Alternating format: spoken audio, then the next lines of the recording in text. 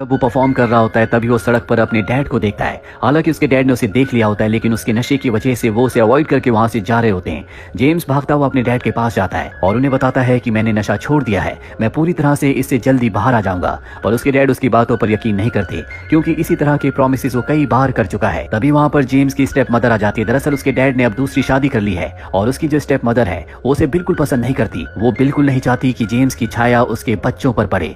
James चाहता है कि उसके डैड क्रिसमस के दिन उसे घर पर इनवाइट करें और उसके डैड कहते हैं कि हम तुम्हें किसी और दिन बुलाएंगे। और जाने से पहले वो जेम्स को 20 पाउंड देते हैं। हालांकि जेम्स इन पैसों को नहीं लेना चाहता, लेकिन उसे पैसों की इस वक्त बहुत जरूरत है। और अब जेम्स अपने घर वापस आता है। वो देखता है कि उसके रूम के बाहर वही कैट है जिसे उसने सुबह छोड़ दिया था, और अब ये कैट जख्मी होती है, उसके शरीर से खून निकल रहा होता है, जो देखकर जेम्स बहुत ज्यादा परेशान हो जाता है। इसीलिए वो कैट को लेकर अपने पास के घर में जाता है जहाँ पर एलिजाबेथ नाम की एक लड़की रहती है। एलिजाबेथ जब कैट को देखती है तो वो कहती है कि इसे एंटीबायोटिक की जरूरत है, तुम इसे हॉस्पिटल ले जाओ। वो उसे एक विजिटिंग कार्ड देती है जो कि एनिमल्स की हॉस्पिटल का है। एलिजाबेथ पूछती है कि इस कैट का क्या नाम है। वो बताता है कि मैंने इसका कोई नाम नहीं रखा, ये मेरी कैट नहीं है। एलिजाबेथ उसका नाम बॉब रख देती है और अब वो बॉब को लेकर हॉस्पिटल पहुंच जाता है जहां पर बहुत ज्यादा भीड़ होती है। कुछ देर के बाद उसका नंबर आता है। डॉक्टर बॉब को पूरी तरह से चेक करके उसके घाव को साफ कर देती है और कहती है कि इसे तुम्हें दवा देनी पड़ेगी।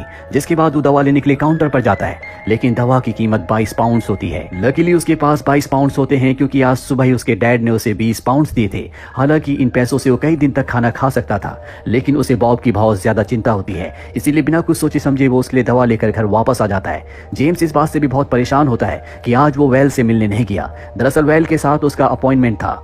घर आने के बाद वो बॉब को दवा खिलाने की कोशिश करता है, पर बॉब दवा नहीं खाता। इसीलिए वो बॉब को लेकर एलिजाबेथ के पास जाता है। एलिजाबेथ बहुत आराम से, बहुत प्यार से बॉब को दवा खिला देती है, जो देखकर जेम्स को बहुत खुशी होती है। वो एलिजाबेथ से बहुत सारी बातें करता है और बातों के दौरान उसे पता चलता है कि एलिजाबेथ नशा करने वाले लोगों से बहुत नफरत करती है। इसीलिए वो एलिजाबेथ को अपने बारे में कुछ नहीं बताता। वो सिर्फ इतना ही कहता है कि मैं एक म्यूजिशियन हूँ, मैं गाना गाकर पैसे कमाने की कोशिश करता हूँ।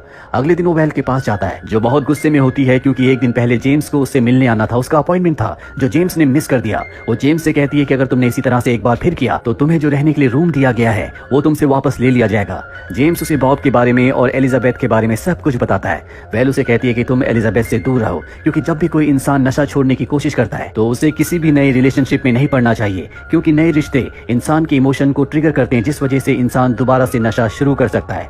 जेम्स उसकी बात मानकर वहां से निकल जाता है और अब कुछ हफ्ते बीत जाते हैं, जिसके बाद बॉब पूरी तरह से ठीक हो जाता है। जेम्स और बॉब अब बहुत अच्छे दोस्त बन चुके हैं। जेम्स बॉब से बहुत प्यार करता है और बॉब भी हमेशा उसके आने का इंतजार करता है। अब एक सुबह जेम्स जब अपने काम पर जाने के लिए बस पर चढ़ता है तो बॉब भी भागकर बस पर चढ़ जाता है, जो देखकर जेम्स को गुस्सा आता है। पर बस के जो पैसेंजर्स होते हैं वो बॉब को देखकर बहुत खुश हो जाते हैं। इसीलिए जेम्स बॉब को अपनी गोद में बिठा लेता है। जिसके बाद बस की जो कंडक्टर होती है वो बॉब के गले में एक फीता बांध देती है ताकि जेम्स उसे अपने कंट्रोल में रख सके। इसके बाद जेम्स बस से उतर जाता है, लेकिन बॉब इधर उधर जा रहा होता है, इसीलिए वो बॉब को अपने कंधे पर बिठा लेता है, जो देखकर बहुत सारे लोग जेम्स के साथ सेल्फी खींचते हैं। और आज जब वो परफॉर्म करता है तो बॉब की वजह से वहां पर बहुत सारे लोग खड़े हो जाते हैं जो उसकी परफॉर्मेंस देखते हैं, जिस वजह से उसे अच्छे खासे पैसे मिल जाते हैं। जेम्स आज बहुत खुश है क्योंकि पहली बार उसने एक दिन में इतने सारे पैसे कमाए हैं, जिन पैसों से वो अपने लिए और बॉब के लिए अच्छा खाना खरीदता है। अगली सुबह एक बार फिर से वो बॉब को अपने साथ ले जाता है और अब उसका ये रोज का रूटीन है। वो बॉब को अपने कंधे पर बैठाकर परफॉर्म करता है। बहुत सारे लोग उसकी परफॉर्मेंस देखते हैं,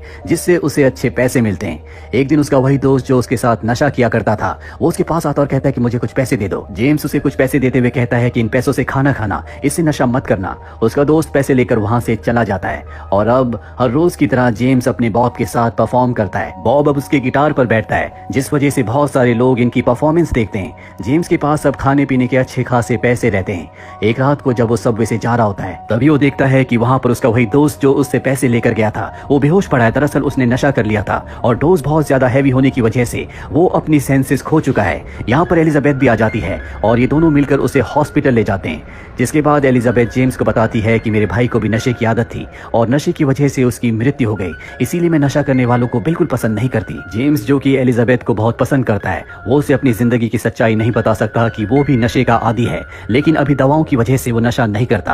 अगले दिन वो वेल से मिलने जाता है और कहता है कि मेरी जो दवा की डोज है मैं उसे पूरी तरह से खत्म करना चाहता हूँ। वेल उसे समझाती है कि अभी ये सही वक्त नहीं है, तुम्हें कुछ दिन और इंतजार करना चाहिए। दरअसल उसकी दवा की जो डोज होती है उसकी मात्रा अब पहले से बहुत कम हो चुकी है, पर जेम्स अब इसे पूरी तरह से खत्म करके एक नॉर्मल इंसान की तरह जीना चाहता है। और अब क्रिसमस का दिन दिन आ जाता है। वो एलिजाबेथ के साथ अच्छा टाइम स्पेंड करता है। एलिजाबेथ उसे एक पेंटिंग गिफ्ट करती है और जेम्स उसे गाना गाकर सुनाता है। जिसके बाद वो बॉब को लेकर अपने डैड के घर जाता है, जहाँ पर उसकी स्टेप सिस्टर्स होती हैं जो जेम्स से बहुत बदतमीजी करती हैं। और यहाँ पर अब जेम्स के डैड भी उसे यहाँ से जाने के लिए कहते हैं। हालांकि उन्हें समझाने की कोशिश करता है कि वो नशे से अब पूरी तरह से दूर है, पर उसके डैड नहीं चाहते कि जेम्स उनके घर पर आए। तभी बॉब उसके कंधे से उतरकर घर पर भागने लगता है, जिससे वो बहुत सारी चीजें गिरा देता है। अब यहाँ पर जेम्स की स्टेप मदर भी आ जाती है, जो देखकर बहुत गुस्से में आ जाती है कि बॉब ने घर में चारों तरफ बहुत सारी चीजें गिरा दी है। इसीलिए वो जेम्स को यहाँ से जाने के लिए कहती है, जिसके बाद जेम्स यहाँ से चला जाता है। अगले दिन जब वो परफॉर्म कर रहा होता है, तभी वहाँ पर एक शरारती बच्चा आता है जो जानबूझकर अपने डॉग से जेम्स के बैग के ऊपर पी करवाता है। वहाँ पर खड़े लोग उस बच्चे पर बहुत गुस्सा करते हैं, जिस वजह से वहाँ पर शोर शराबा हो जाता है। पुलिस आकर जेम्स को पकड़ कर ले जाती है, जिसके बाद वेल उसे छुड़वाने के लिए आती है। सीसीटीवी कैमरे की फुटेज से पता चल जाता है कि जेम्स की कोई गलती नहीं है, पर उसकी वजह से शहर की शांति भंग हुई। इसीलिए जेम्स को कहा जाता है कि तुम अगले 6 महीनों तक सड़क पर परफॉर्म नहीं कर सकते।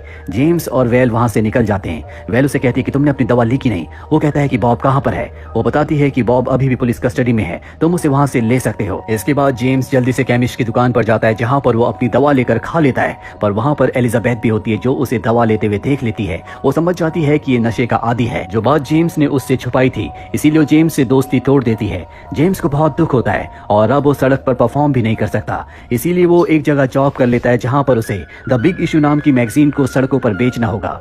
बॉब अब भी हमेशा उसके साथ रहता है, जिस वजह से बहुत सारे लोग इनके साथ सेल्फी खिंचवाते हैं। एक दिन एक प्रेस रिपोर्टर इनके पास आता है और इन दोनों की फोटो एक साथ खींचता है। तभी यहाँ पर उसी मैगजीन में काम करने वाला दूसरा वर्कर इन्हें देख लेता है, जो जेम्स की शिकायत कर देता है, जिस वजह से जेम्स को 1 महीने के लिए जॉब से निकाल दिया जाता है। और अब जेम्स की मुसीबतें एक बार फिर से बढ़ चुकी हैं। उसके सभी पैसे खत्म हो चुके हैं, उसके पास खाने के पैसे भी नहीं है, इसीलिए वो एक बार फिर से सड़कों पर परफॉर्म करना शुरू कर देता है, जो कि एलिजाबेथ देख लेती है। वो जेम्स से कहती है कि तुम ऐसा नहीं कर सकते, अगर पुलिस ने देख लिया तो तुम्हें एक बार फिर से जेल भेज दिया जाएगा।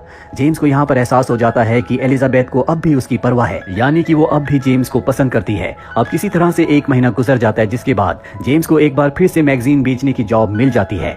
यहाँ पर एक लेडी उसके पास आती है और कहती है कि मैं तुम्हारी कैट को खरीदना चाहती हूँ, लेकिन जेम्स साफ साफ मना कर देता है, क्योंकि बॉब के अलावा उसका इस दुनिया में और कोई नहीं है। तभी वहाँ पर एक डॉग आता है जो जोर से भौंकता है, जिस वजह से बॉब डर जाता है और उसके कंधे से कूद कर भाग जाता है। जेम्स उसका पीछा करता है, लेकिन उसे बॉब का कुछ पता नहीं चलता।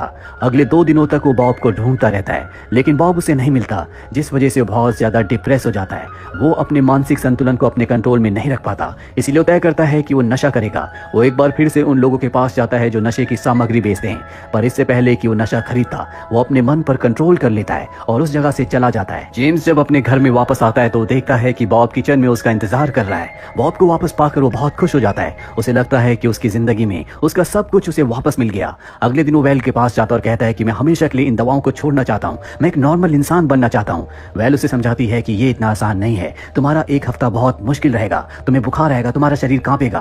पर वो तय कर लेता है कि मैं किसी भी कीमत पर अब इन दवाओं के सहारे नहीं जीना चाहता। वेल उसे कहती है कि अकेले ये सब करना इतना आसान नहीं है। जेम्स कहता है कि मेरे साथ बॉब है। वेल उसकी बात मान जाती है, जिसके बाद जेम्स अपने घर आता है। वो एलिजाबेथ के डोर को नॉक करता और कहता है कि अगले कुछ दिनों तक मैं घर के अंदर ही रहूंगा, मेरा इलाज चल रहा है, जिससे वो समझ जाती है कि वो क्या करने वाला है, क्योंकि उसका भाई भी इन्हीं सब चीजों का आदी था। वो दरवाजा खोलकर जेम्स को कहती है कि मैं तुम्हारे लिए खाना ले आऊंगी। और अब जेम्स अपने घर के अंदर अपने आप को लॉक कर लेता है।